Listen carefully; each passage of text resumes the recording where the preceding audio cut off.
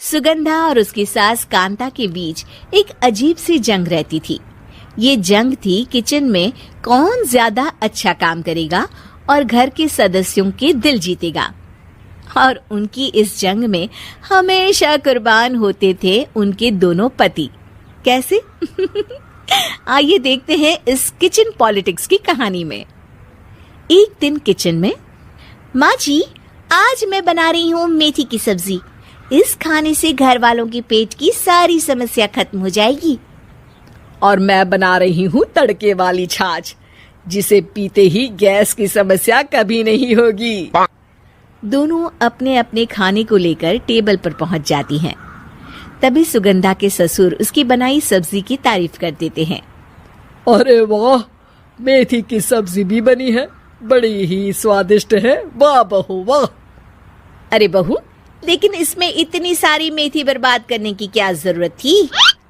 देखिए माँ जी, ये तो वो मेथी है जो आप रात में भिगोकर सुबह उसका पानी पीती हैं, और जो मेथी फेंक देती हैं उसी से मैंने ये सब्जी बनाई है। अरे वाह बहू, तुमने तो बड़ा ही समझदारी का काम किया। बस अब क्या था, कांता जी का तो मानो ये सुनकर खून ही सूख गया। वो फैसला कर लेती है कि किसी भी तरह वो अपने खाने की तारीफ लेकर ही रहेगी और सुगंधा को किचन में उसकी कमियां गिनाएगी। कांता फ्रिज खोलकर देख रही होती है और फिर सुगंधा से कहती है, अरे बहू, ये क्या, पूरा फ्रिज गंदा पड़ा है। तभी वहाँ सुगंधा का पति आ जाता है। वो सुगंधा को डांट कर कहता है, सुगंधा, तुम्हें कितनी बार कह रखा है कि वायरस फैल रहा है, साफ सफाई का पूरा ख्याल रखना है, लेकिन तुम किचन में इतनी गंदगी रखोगी तो कैसे चलेगा।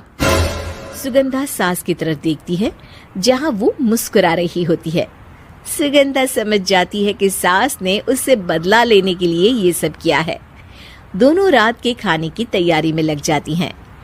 दोनों ना एक दूसरे की तरफ देखती हैं और ना ही एक दूसरे से बातें करती हैं। रात को खाने की टेबल पर एक एक कर दोनों कई तरह के अलग अलग व्यंजन टेबल पर लगा देती हैं और अपने अपने पति के पास जाकर खड़ी हो जाती हैं। अरे खाइए जी खाइए, मैंने बड़ी मेहनत से बनाया है। प्लेट में वो खाना डालती हैं।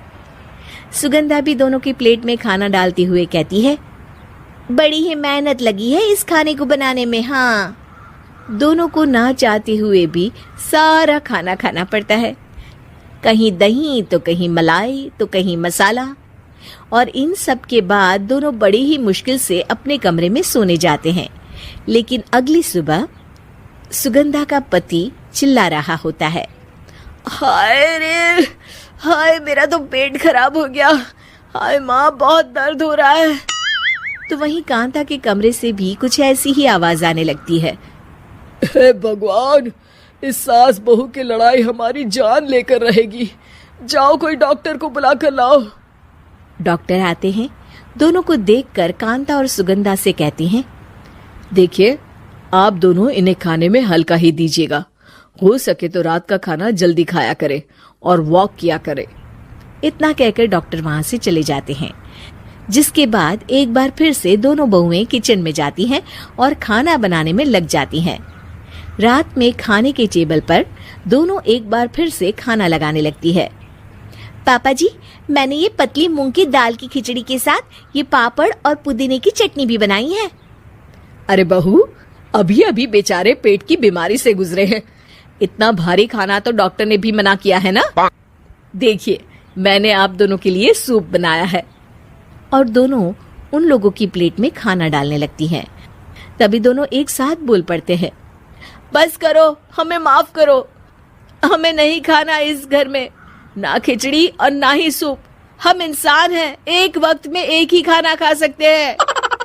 बस करो, हमें माफ करो, हमें नहीं खाना इस घर में, ना खिचड़ी और ना ही सूप। हम इंसान हैं, एक वक्त में एक ही खाना खा सकते हैं। इतना कहकर वो दोनों वहां से चले जाते हैं। कहानी का अंत। आप लोग उम्मीद कर रहे होंगे कि अंत में सब ठीक हो जाएगा।